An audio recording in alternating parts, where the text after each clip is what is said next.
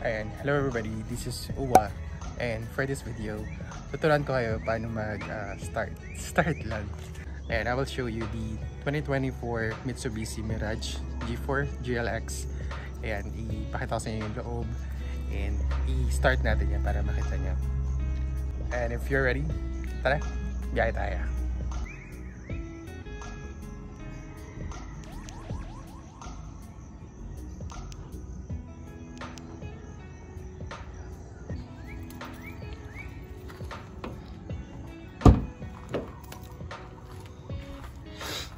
Ayan siya.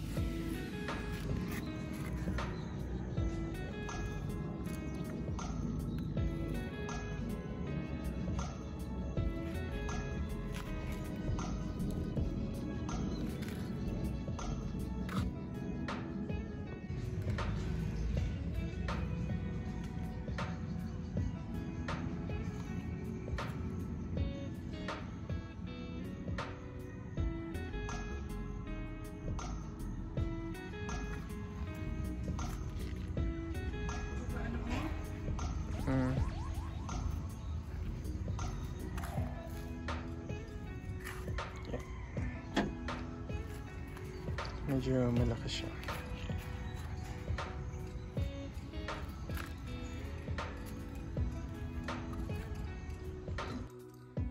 Ayan, nandito na tayo sa loob ni Mitsubishi Mirage.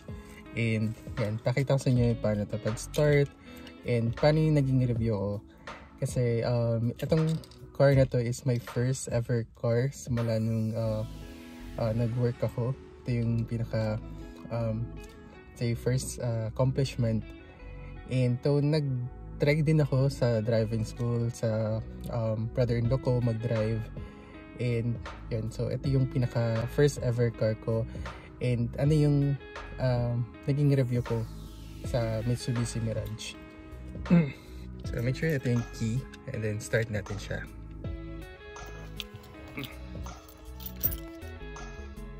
Okay, so sa key, pasok nyo lang siya dito sa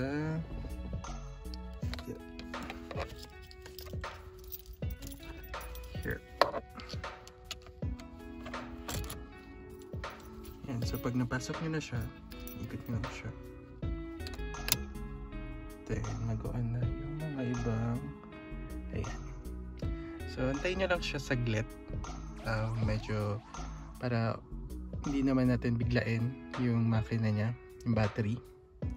So, ayan. So, pag nakita nyo na siyang umiilaw.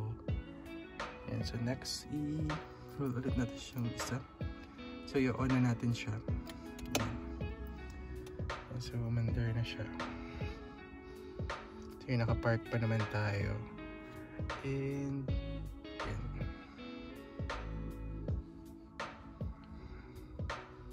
So, usually, pwede na natin buksan itong mga.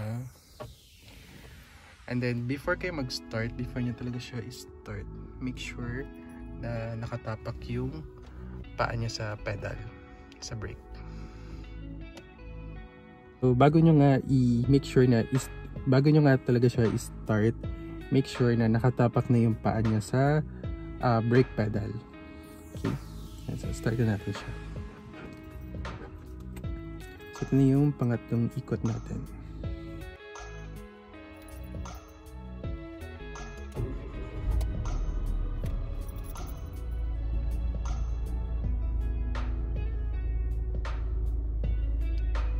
So, ayan, pwede nyo na rin buksan itong AC. Ayan, so, antayin nyo siya mag-open. Ayan. Then, yung blower, siguro cut 1 lang. Kasi, ako lang naman. So, yan. So, antayin natin siya lumamig. And so sa pagkaka-start nga nung sasakyan, habang nakatapa kayo sa brake pedal, pag in-start nyo na siya, mapapansin nyo na medyo lumambot na yung brake pedal. So meaning nun, yun, start na siya. And actually bago pa lang din naman ako dito sa pag-drive. Actually driving school ko lang this year lang din before ako kumuha. So nag-student license muna ako, student permit muna ako bago ako talaga kumuha ng sasakyan. And etong sasakyan na to ay tiniming talaga namin na sa mismong birthday ko, which is August 16. Pero ito kasi na-release na siya August 26. Kasi yun pa sa mga schedules din, and also hindi pa rin talaga ako pwedeng ako yung mag-drive sa pag-release kasi syempre student pa, so hindi pa talaga tayo ganun ka-professional sa pagdadrive. Pero ngayon after ilang sessions ko, and actually meron na akong lisensya which is non-pro. Yung non-pro, yun, pwede na akong mag-drive, nakakalabas na ako dito sa subdivision. And yun, so ngayon yan lang natin. Kaya actually meron pa din akong ganito, new driver, please be patient. Nilagay ko to sa likod. Actually dalawa to, yung isa nasa likod kasi ayun, para malaman din ng mga kasunod kong driver na ayun, baguhan ba to, medyo ano pa tayo, hindi pa ganun ka-expert sa pagdadrive.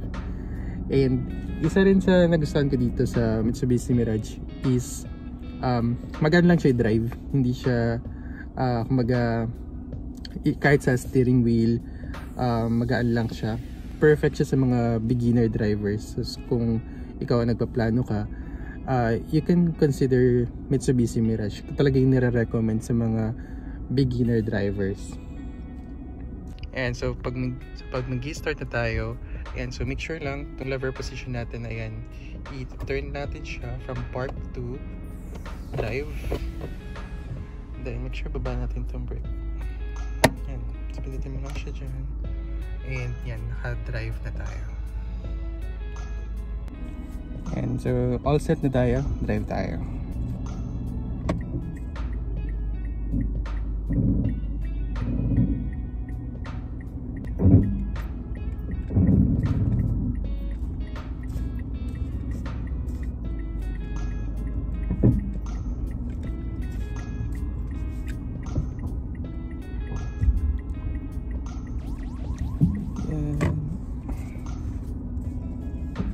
Yan. So, ito pala, bago natin kalimutan, seatbelt.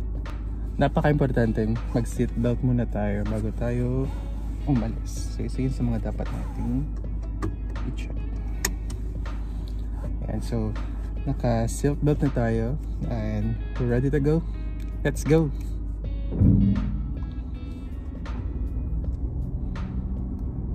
Ayan. So, parang ano pa lang, siguro 1 month pa lang ata ako nagda-drive talaga ng mag-isa. So kasi yung mga previous ay ano ako, meron ako kasamang professional, kasi kapag student ka pa lang dapat meron kang kasamang professional na may professional license sa pagda-drive sa B category, which is 4 car. So ayun yung pinaka dapat laging tandaan kapag, especially kapag magpa-practice kayo. Hindi pwedeng mag-isa lang kayo kasi nga dapat meron kayo kasamang professional. So ngayon, since meron na akong non-pro, nakakapag-drive na ako mag-isa, especially kapag mag-grocery, dito lang naman sa subdivision. So hindi pa talaga ano, pero nakapag highway na rin ako. So ayun, so tamang ano lang talaga. Sabi nga nila, konting lakas din ang loob sa pagdadrive. So, yan. So dito rin ako nag-practice nung ano ako, estudyante. So ano lang, ikot-ikot.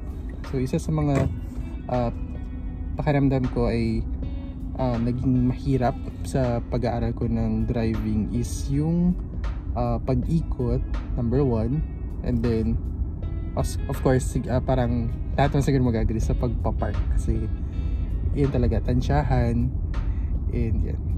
So ito.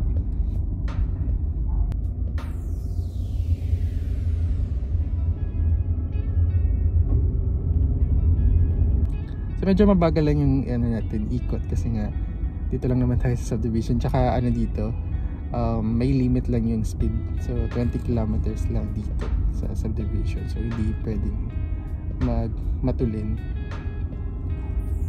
Ayan.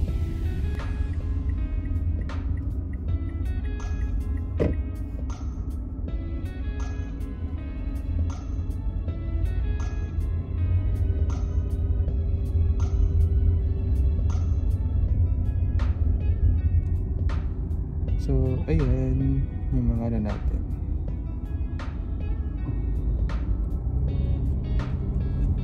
And every time naliliko kayo class, laging yung class na wag nyong kakalimutan yung signal light. Kasi kumbaga it's a way of communicating with other drivers na pakanan ka, pakaliwa ka.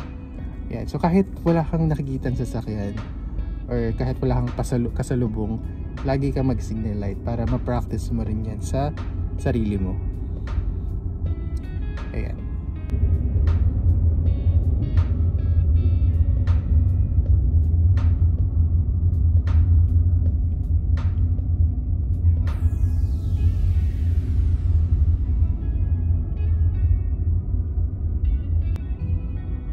So ayan. So kahit ito, wala akong kasalubong, signal light pa rin ako kasi na din, kumbaga practice na din.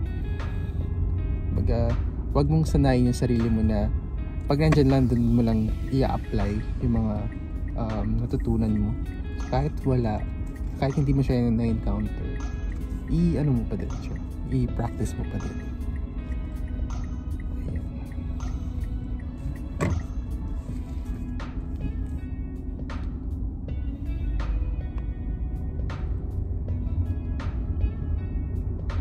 So, drive lang tayo dito. Maaga pa naman.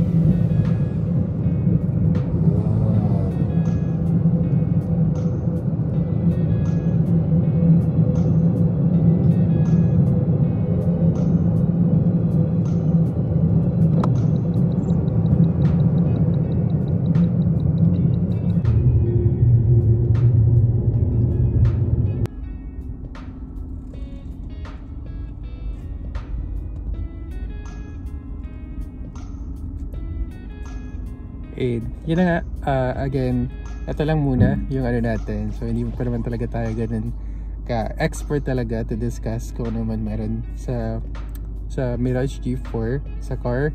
But this is just my review as a beginner. And thank you everyone for watching. If you want more, please do subscribe and follow UWA TV. Goodbye!